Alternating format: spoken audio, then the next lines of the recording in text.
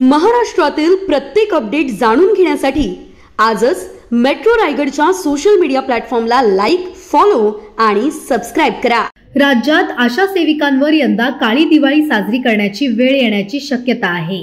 ग्रामीण भागातील नागरिकांच्या आरोग्याची काळजी घेणाऱ्या आशा सेविका आणि गटप्रवर्तकांना मागील 4 महिन्यांचं मानधन सरकारने दिलेलं नाही, त्यामुळे त्यांच्या कुटुंबावर उपासमारीची पाळी आली आहे। दिवाळी तोंडावर आली असताना त्यांना मानधन मिळावं यासाठी सरकारी कार्यालयात चक्रा माराव्या लागत आहेत।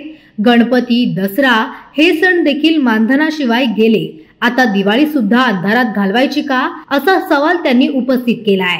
एवढंच नाही तर सरकारने कबूल करूनही मागील 2 वर्षे बोनस दिलेला नाही।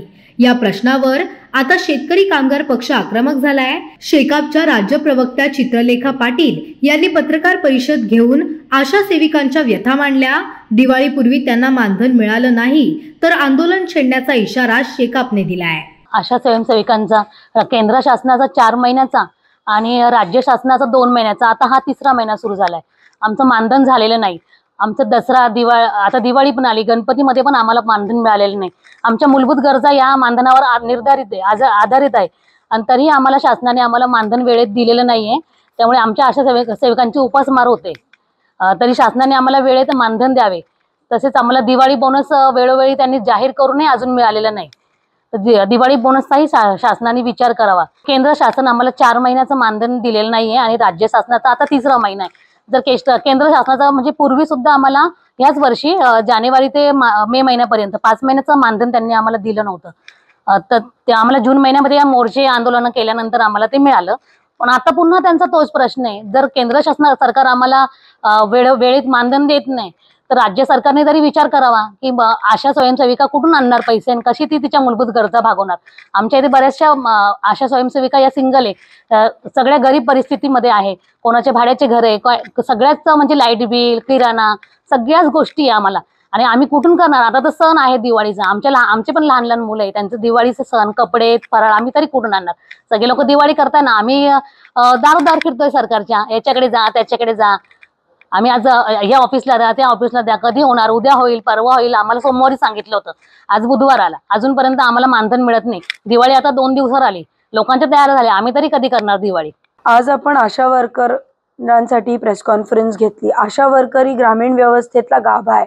आज ती आशा वर्कर सगळी कामं करते, पण आज अतिशय दुर्दैवी परिस्थिती अशी आहे की आशा वर्करचा केंद्राचं मानधन मागचे 4 महिने आणि राज्यातला पगार मागचे 2 महिने आज झालेला नाहीये। सरकार करते तरी काय? एकीकडे लाडक्या बहिणी मागते आणि जी आशा वर्कर आहे, जी जवळजवळ सगळी कामं ग्रामीण भागात करते, त्यांना किती पॉइंट्स आहेत एकदा बघा। अनेक विषय, अनेक समस्या या ग्रामीण भागातल्या आशा वर्करचे आहेत, त्यांच्याबद्दल आज आम्ही खऱ्या अर्थाने प्रेस कॉन्फरन्स घेतली।